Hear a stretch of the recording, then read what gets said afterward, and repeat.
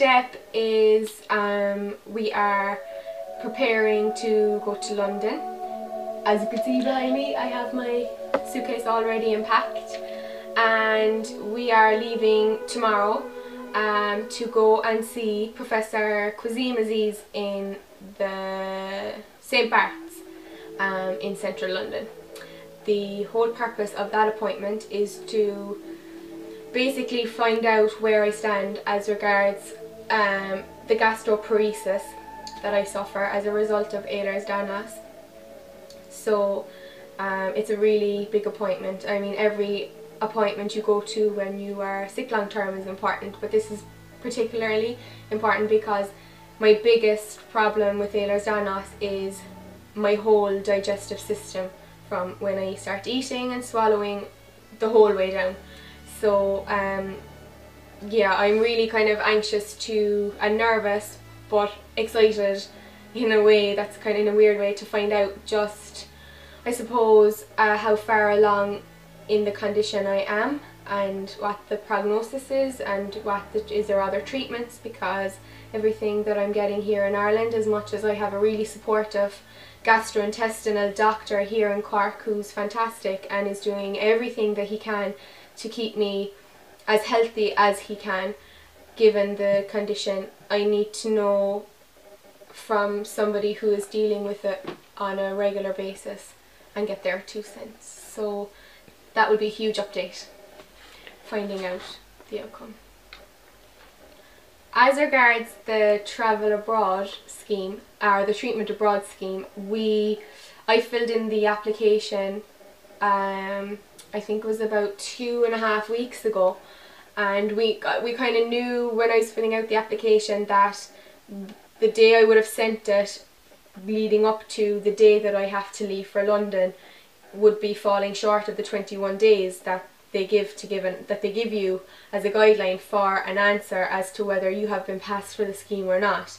So obviously, you know, I've had to self-fund this trip again, so this is the second trip in 2 months that, you know, we've had to pay for ourselves, and you know, that's really difficult. It's really hard because funds are running short, you know. I mean, Jesus, there's nothing there now anymore, but basically we would probably find out while we're in London or when we get back whether or not that the application was going to be accepted or not. So basically we've travelled without knowing whether we have the backup of the HSE here or not.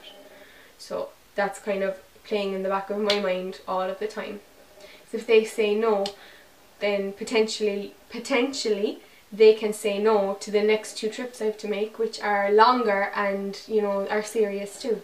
So, you know, that's kind of, there's lots happening next week for sure. So on a more positive note, since the last time I've actually taken up Tai Chi, I have a very, very good friend who is a Tai Chi master, and he comes to the house, my little Miyagi. He comes to the house every week to do one-to-one Tai Chi out in our garden. And I suppose the reason why I started on the Tai Chi was because for years now I've been practicing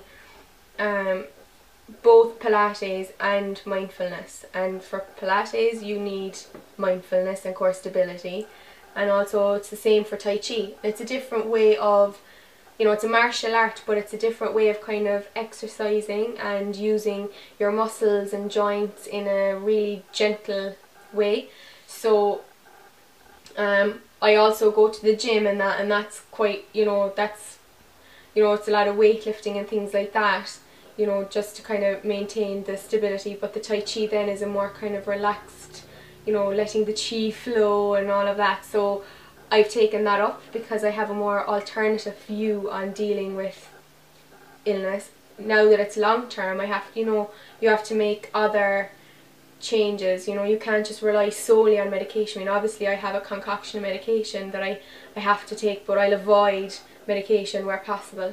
So I find the Tai Chi is extremely beneficial for that. So that's kind of a more positive thing that has happened since my last diary.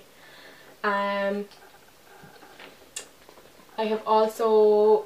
got a response back from Enda Kenny, more personalised email, basically saying that he noted my suggestions or my concerns and that he was passing them on to Minister Riley and that he wishes me the very best.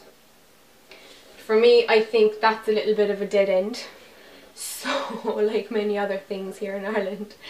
But I have been in talks with one or two other people connected to the government, and they have, you know, suggested, you know, organising a meeting with a particular member of state when I come back. So I'm kind of in the process of doing that.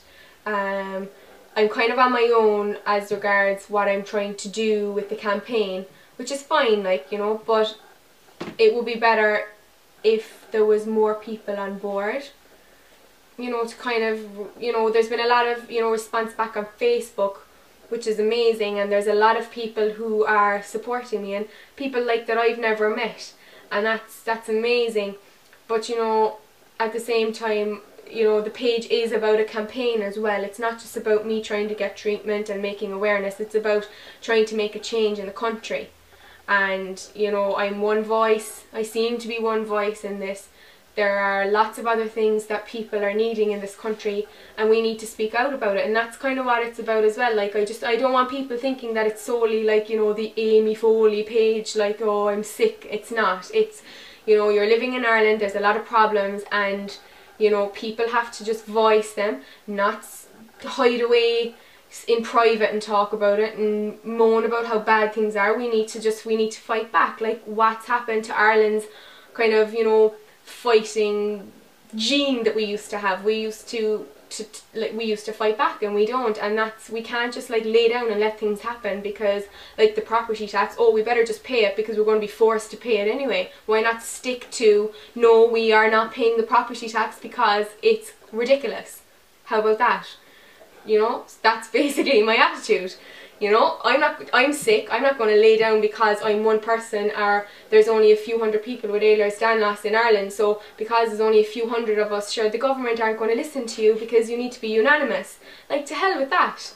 You know what I mean? At the end of the day, you know, I'm an Irish citizen, and I deserve, you know, I deserve the same as the next person. Just because my illness is, you know, rarer than something that's more, you know, learned about or known about or is kind of a household name, doesn't mean that, like, we have to just suffer in silence and be like, oh yeah, you know, we can't get anything. And that's kind of my real frustration with the country, and that's the force behind the page as well. It's not just my personal angst with it, it's, you know, I'm trying to stick up for other people who are suffering and are not being looked after in Ireland, and that's basically that. So, you know, I shouldn't have to travel to the UK to get treatment. The country should be either paying to bring people here to set up a unit for people with Ehlers-Danlos syndrome. You know, that's it. Because otherwise, we're just going to keep fighting to get the travel abroad or the treatment abroad scheme. So you're going to have to pay for us to leave the country. So why don't you just invest the money in the country to treat us here? Simple. I think that's just basic maths. It's logical, you know. I mean, put me up in Dáil Éireann, how about that? I'll tell you what you need to do. It's very simple, you know what I mean? Yeah, I'm really looking forward to going over, because I know that the place that I'm going and the people that I'm going to meet know what they're talking about, and that gives me hope and that gives me peace of mind, because as much as there's not people in Ireland that know, there is somewhere where people do know. And that's huge. So on that note, really looking forward to going over.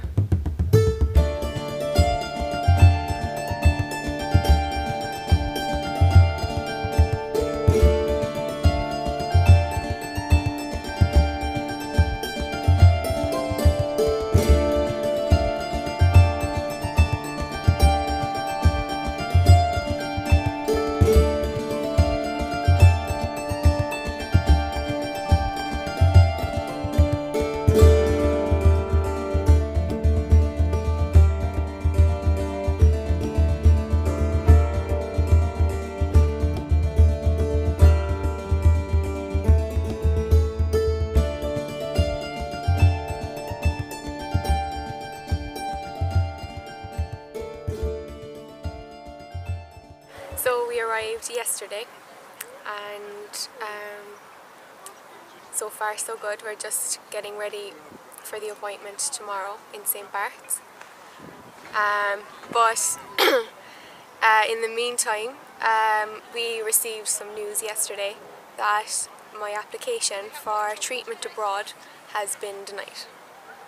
So that means that whatever happens tomorrow, whether it's a consultation or they decide to do something while I'm there, I have no choice but to self-fund it.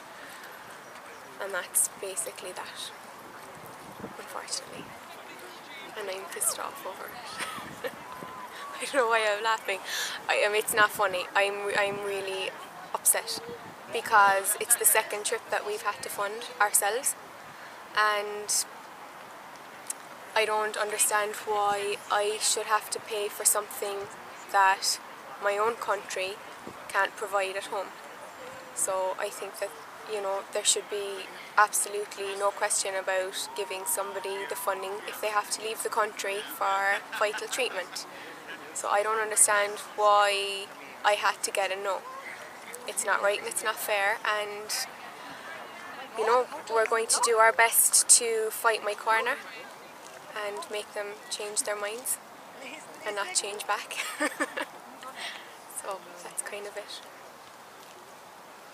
Because at home, when you have to go to the hospital and something happens, you're at home and it's your place and you're familiar with it. But coming to a city like London, it's really daunting, and there's just so many people everywhere and there's so much happening and it's so bustling all of the time, and then you're thinking, oh my god, I'm here because I'm sick as well. And then it kind of hits you, okay, I'm not just here in London, this great vast city or whatever, you're here because you can't get treatment at home. And that's kind of, so it is a bit, it's kind of bittersweet. It's kind of great to be here and see everything, but then at the same time you have to kind of put your feet back on the ground and go, okay, I'm here because, yeah, I'm sick. Not that it's never far from your mind, but it's, you know. All ready for tomorrow morning. Yeah, I don't know what's going to happen. I know that I will have a consultation anyway, and I'll have a chance to tell an expert everything that has happened in the last few years with my stomach and with the pancreatitis, and we're hoping that maybe he might be able to throw some light on why I've had pancreatitis without a cause, and if he can really link that in with the Ehlers-Danlos, because that would be great. And also to find out about the gastroparesis and, you know, what's his plan for that, and to bring me back for tests. But then at the same time it's really kind of scary at the same time, because I arrived yesterday for a consultation and the HSE have said no, we're not going to fund that. So I'm thinking that when he gives me his recommendation to come back for tests, how am I supposed to have faith in the HSE and the government back home that they're going to fund that? So how am I supposed to be properly assessed and given the appropriate advice and prescriptions and management going forward if I can't get the tests done here, because I can't afford to come back if they say no. That's the reality of it. I don't have that money. So, I mean, I don't know where that leaves me. I feel that like I'm being forced out of my own country. I came over here once 6 weeks ago, met a doctor for the first time, met staff in a hospital for the first time, and it was like, here, come in under our wing. You don't even live here, but we treat everybody the same. So why can't you get that at home? I don't understand that. That really frustrates me. You have to come over to another country to get fair treatment. I can't afford to come back if the HSE refuse to fund the trips that I know I have to make. Not only that, but one of the medications that I have to take for the gastroparesis is I'm not entitled to that on medical card, and that's €41 every 10 days. So disability allowance back home is €188 per week. So if you're paying €41 for 10 sachets of probiotics, I mean, it's just, I mean, obviously it's vital and it's important, but like, how are you supposed to like like it's not possible. How am I supposed to fund medication that I need that's vital for my health to keep me in a stable way until I get the right treatment here in the UK? But then I can't afford to come back here either, so where am I supposed to get the money from? Like where? Like, I mean, what am I supposed to do? Just like waste away, and then when I'm a number crossed off the HSE's list, it's like, well, that's her gone anyway. Do you know? It's kind of, I mean, I don't understand the system. I don't understand, like, I just don't get it, like, you know? That's kind of it. I'm not feeling overly optimistic like I would have been at other times, because now I'm really, really, really seeing the nitty gritty backward system that's, you know, Ireland and everything that goes with it. Like, I mean, they don't even look after their own. So if my attitude has changed, like, I'm not going to apologise for that, you know. I'm going to fight them all the way, and, you know, I won't stop until something changes and I get the treatment that I deserve, and then people after me, that they don't go through the same thing as me, or people who have gone through the same thing as me and aren't getting anywhere either. Like, I want to stand up for people like that. Someone has to stand up to the Irish government and the HSE, because if we don't, nobody else will, and they'll just keep on doing the bad things that they're doing, and things will just get worse. So it's kind of it.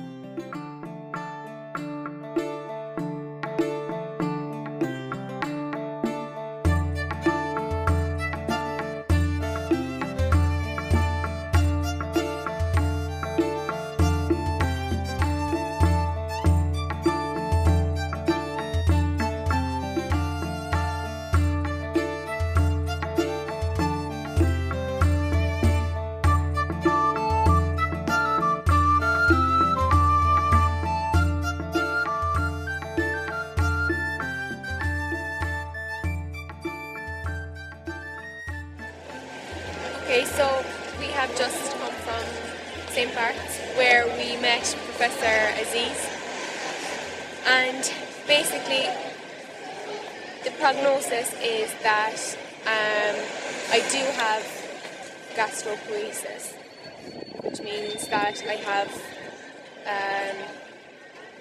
poor dysmotility in the gut and bowel, or like partial paralysis is probably the best way to describe it for people. But the good news is that I'm not a candidate for the pacemakers, because he feels that by putting me through surgery like that will bring more problems than good in someone with Ehlers-Danlos. By putting in a pacemaker in someone like me would probably cause adhesions, and if that was to happen, that would just make me worse than I already am. So I'm not going to be a candidate for that as of yet. So the treatment plan for me will be purely holistic, and I love that word, holistic. And so they've changed around some of my medications. I have to go on a very, very strict diet, stricter than I was already on. And what else? Basically, I just kind of have to stick to that as much as I can, and hopefully that will kind of keep things kind of ticking over.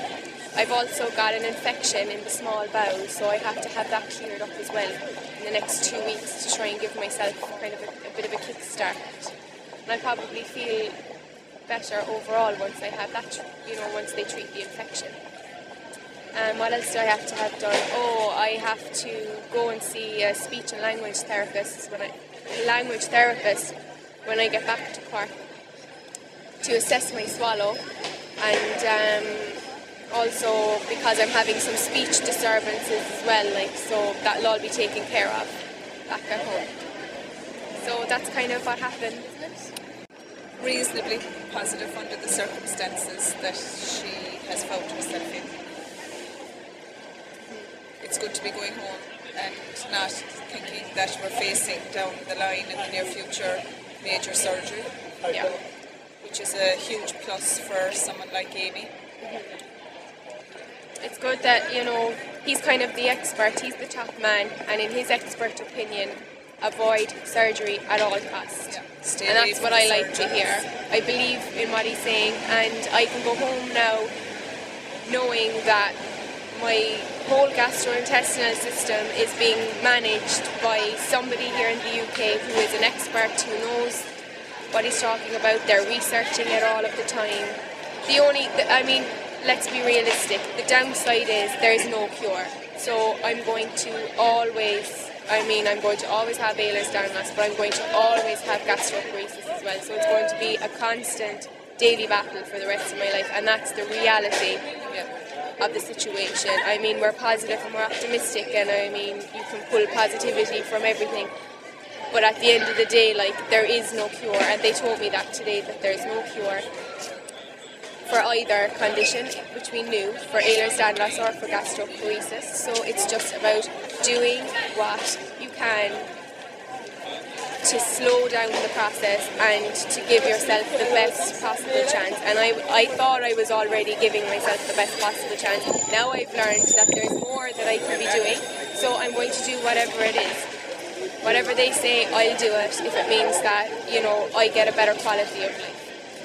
So that's kind of, we're leaving London feeling as confident, positive as we can be after leaving London the last time we were here. Yeah. So the next step, what's the next step, ma'am? Fight the HSE, and I'm being invoiced for this trip. They've already denied me, but they're going to invoice me from the hospital. So we basically need the HSE to pay for that because I'm not paying for it. So that's kind of the next step now as well. Let the whole thing process now about what happened in the appointment. But also there's the whole administration, and there's still the campaign back in Ireland that isn't going away because, at the end of the day I still have to come here because there's no expert in Ireland. And watch this space. No better woman. Yeah.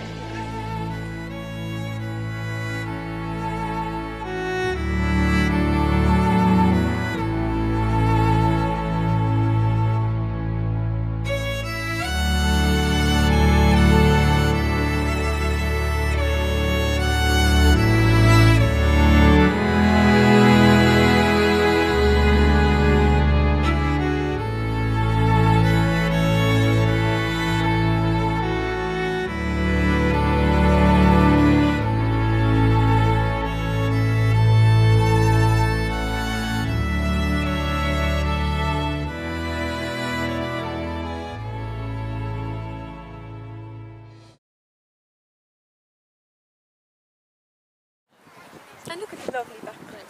Isn't that lovely?